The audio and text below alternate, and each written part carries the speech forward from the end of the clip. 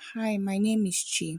I'm from Anambra State. I was married to an Imo State man for 3 years. Before I got married, I used to work in a big oil company in Port Harcourt as a staff engineer. But after I got married, I had to quit the job and move in with my husband in Abuja. My now ex husband had a good job that could sustain us both, so I didn't think much of it. I got pregnant on our first month living together. It was a very hectic pregnancy as I was in and out of the hospital. I was on bed rest for most of the pregnancy. All of a sudden, my husband started pressuring me to get a job quickly. I pleaded with him to give me time to have the baby and nurse the baby for at least a year before getting back to work. He kept complaining about how lazy I was, that pregnancy wasn't a disease. Fast forward to 3 months after I gave birth to our beautiful boy. The pressure had gotten too much, so I started applying for jobs. Unfortunately, I was offered a very high paying job in Port Harcourt. I told my husband that I couldn't take the job because my baby was too small. He raised hell and high waters. Out of pressure, I took the job. I was shuffling Port Harcourt and Abuja every week. It was so difficult. My husband found a nanny through a supposed agency that was taking care of our baby. 2 months after the nanny started working with us, my baby fell seriously ill and was in and out of the hospital.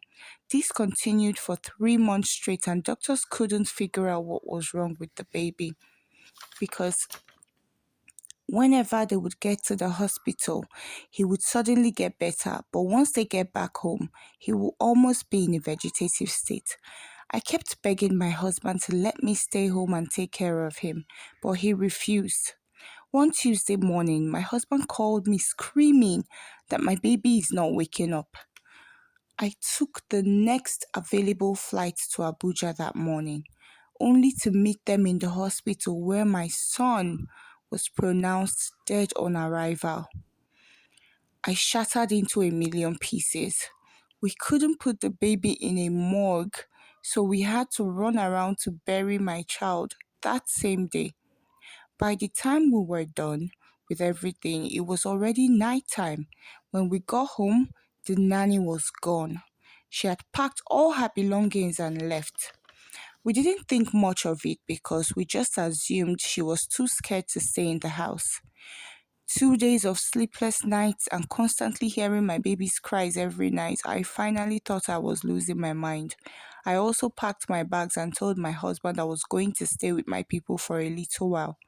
As I was about leaving, I saw a neighbor and a young man at the gate. They said they would like to speak with I and my husband urgently. When we sat down to talk, the neighbor told me that the guy was his CCTV maintenance guy, and that his CCTV had been malfunctioning lately. So while he was trying to figure out the issue, he stumbled on some footages that we really needed to see. So the guy pulled up the video on his laptop, and what I saw made my soul leap out of my body, and my husband turned to stone with utter shock. The neighbor's CCTV captures the side of our house, and every night for the 4 months this nanny worked for us, she would appear there carrying my child. Then she would lift my baby up in the air and he would somehow disappear. Then she would just stand there like a statue for hours until around 4 a.m. every day. She would lift her hands up and the baby would return to her arms.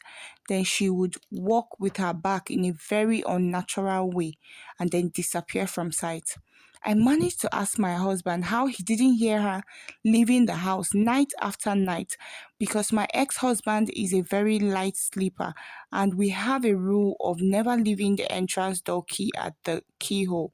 It was always kept in our bedroom at night.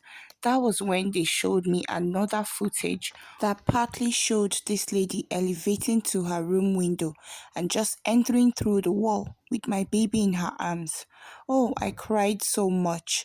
So this lady was killing my baby so slowly and we never knew. If only my ex-husband had just left me to nurture my little boy, he would have still been here. I left him that day and I never looked back. And now I just live in shame and regret. I'm sharing my story so that others can learn from it. You have to be very careful of the kind of people you bring into your home.